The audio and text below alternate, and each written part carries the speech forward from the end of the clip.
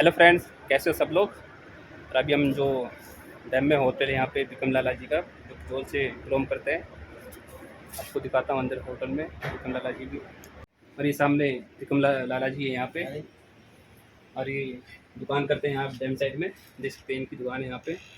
और यहाँ पे हम लोग चाय जो भी पीने आते हैं यहाँ पे। और ये अपने उस्ताद जी बैठे हैं यहाँ पे चाय पीने के लिए। ये अभी राजेंद्र भाई है। और यहाँ पे चाचा जी है नियागरा से, अभी चाय पीने आए यहाँ पे। विक्रम लाला जी की 2-3 कैसेट भी निकली है गाने की। ये बहुत अच्छा गाना गाते हैं और इनकी कैसेट निकली है। अब आपको सुनाएंगे बांसुरी बजा के एक बार।